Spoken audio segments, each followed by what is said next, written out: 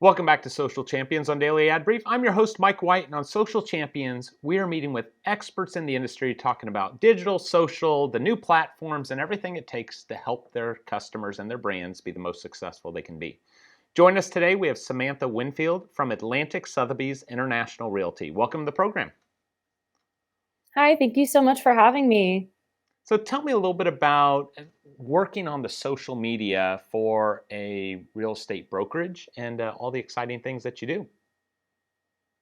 All right. So when I first started working at the brokerage, I didn't know anything about real estate really. I was just, experiencing social media. It was kind of something I, fancied. But since working at this brokerage, I've really come to love marketing digitally. When it comes to luxury real estate, it's definitely something different, something that I found a lot of love in. And I just truly enjoy creating content and collaborating with our agents every day. What's the biggest change that you've seen this year within the social media platforms? Okay, so there's a lot of talk about privacy. I know Apple rolled out their iOS updates, which allows you to turn off internal tracking. Cookies are kind of trending towards becoming obsolete. So there's a lot of security stuff we kind of have to overcome, as well as Instagram specifically test a lot of new features. So those two things have been keeping me on my toes over the last year and a half, I guess. What excites you most about the industry and what scares you? What excites me the most is that real estate is, it's such an important thing. People are always trying to buy or sell a house, so it's always going to be there. And I love the fact that in the luxury real estate market, I actually get to market some really unique properties that, you don't really see every day. So that part is really exciting for me. The one thing that scares me though is that, the real estate market is so hot and cold sometimes. So everyone's been talking about when is it gonna, not be a hot market anymore. So kind of keeping your eyeballs on how the market's going. That's probably the scariest part, I would say. What advice would you have to someone that's wanting to get into social media? They're just graduating college and want their foot in the door. What's a few tips to give them? So when it comes to social media, my tips on getting started is to make sure that you do as much research as possible onto, different things like the algorithms, what platforms you want to utilize for specific types of conversion. Really take a look at what your goal is and make sure that you set those goals early and kind of keep track of them. So for real estate, we're very conversion based. So trying to make sure that I started off with that mindset was really important. And to just get into social media in general, like I said, do as much research as you can so that when you do start, you actually have some knowledge going on and can kind of grow your business from there.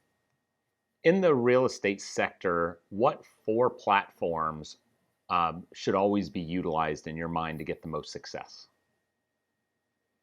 So everyone, knows to be on at least Facebook and Instagram. Those are still two of the top ones. We are also on Pinterest is another big one that people miss out on, I feel like, in real estate. But real estate is such a great one to put onto Pinterest because, the boards of the dream home and stuff like that.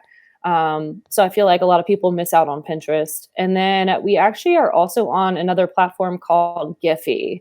Giphy is the platform that you can create stickers and GIFs and different things that people can send via keyboard, as well as, tag on your stories on Instagram. And that one has been, I feel, underutilized in the real estate industry, but it's something that we've been using and have, I think, around 6 million hits now off of Giphy. So we've been trying to utilize different platforms that necessarily aren't first of mind when it comes to social media.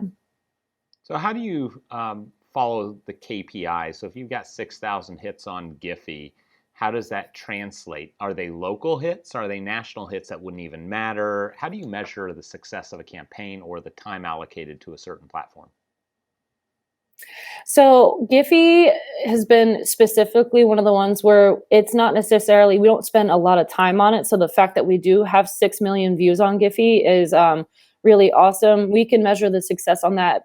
It's kind of more internal for us, how often the agents use the stickers in the story. You can actually track the metrics on how many views it has on the back end. So we can, tell how many views a specific agent has for their headshot Giphy and different things of that sort. And it's really about brand presence when it comes to Instagram for us. So having that success on Giphy and having that many eyeballs on it is allowing us to really bring ourselves above other brokerages in the area who don't necessarily have that unique agent branding on Instagram through the stories.